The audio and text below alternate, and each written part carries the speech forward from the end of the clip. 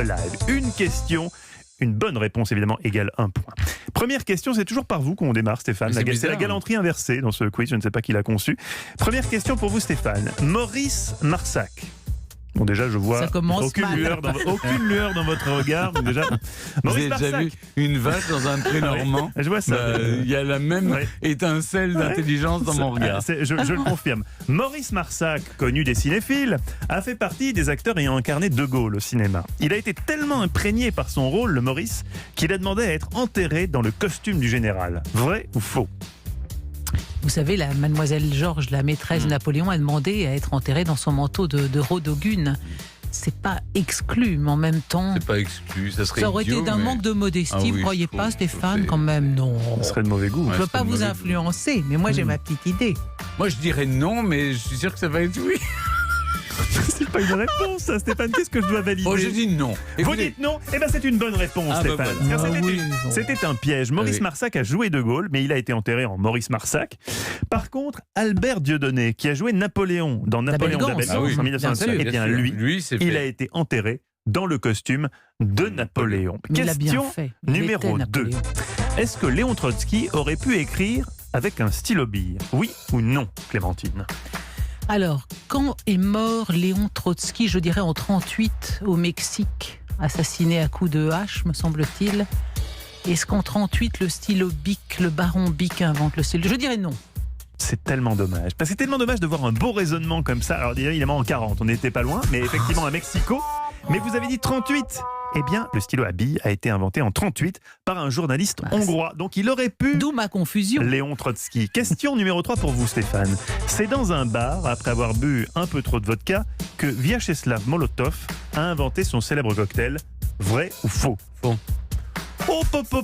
Je n'aime pas quand vous connaissez la réponse comme ça. Vous sabordez mon quiz, Stéphane. Fidèle ami de Staline, Molotov était ministre russe des Affaires étrangères. En 1939, alors que l'Union soviétique bombarde la Finlande, il soutient devant la presse que ce ne sont pas des bombes qu'il largue, mais des denrées alimentaires. Le mensonge est tellement énorme que les Finlandais surnomment le bombardement des paniers pique-nique Molotov. Quand les chars envahissent la Finlande, ces derniers, mal équipés, tentent de les arrêter avec les fameux cocktails Molotov. On ne vous la fait pas, Stéphane, hein? Surtout sur ces sujets, parce que j'ai écrit un livre qui s'appelle... Vous avez écrit tellement de livres. Ils sont entrés dans l'histoire. Ça, on ne peut pas vous mettre ce genre de questions dans le quiz. Non, c'est un peu... C'est peine perdue, non, quoi. Parce que non seulement je l'ai écrit, mon livre, mais je l'ai lu. Encore plus fort. Question numéro 4, Clémentine. Ce n'est pas en Égypte que l'on compte le plus de pyramides, mais au Soudan. Vrai ou faux? Alors, est-ce qu'au Soudan, il y aurait un petit peu des tombes en forme de pyramide? Je n'en ai aucune idée. Je dirais non quand même, parce que les mastabas, c'est quand même très égyptien, même quand ils sont petits. Je dirais non. Une mauvaise réponse, Clémentine. C'est vrai. C'était l'ancienne Nubie. Genre, tu savais, toi? Oui. D'accord. Moi, j'aurais dit oui. Il y a 138 pyramides en Égypte et il y en a 82 de plus au Soudan. Ce sont des pyramides nubiennes. Par contre, c'est en Égypte qu'il y a le plus de pyramides égyptiennes. J'ai vérifié mes infos. C'est bien. Non, la Nubie, c'est le Soudan aujourd'hui. C'est pour ça, ça t'a confusionné. Non, j'aime bien quand il a la victoire comme ça, immodeste, et qui se permet de. Oui, mais moi, ça me fait du bien de perdre de temps en temps. Vous savez, quand on gagne tout le temps, c'est vrai que c'est lassant. Mais vous êtes monstrueux, et l'un et l'autre. Alors attention, cette dernière question vaut 3 points. Donc vous n'avez pas perdu en Clémentine. C'est une décision qui vient de tomber en régie. Ça m'a coûté un gros chèque, Ce n'est pas moi, Stéphane. Je ne suis qu'une marionnette entre les mains de notre réalisateur. On se souvient des attaques suicides pendant la Seconde Guerre mondiale des troupes d'infanterie japonaises. Mais que signifie vraiment Banzai? 3 propositions. Victoire. Vive la mort. 10 000 ans. Menu B12. Attends, redis la première. Vive la mort. 10 000 ans. Menu B12. Moi, 10 000 ans. 10 000 ans. Ah oui, 10 000 ans. 10 000 ans.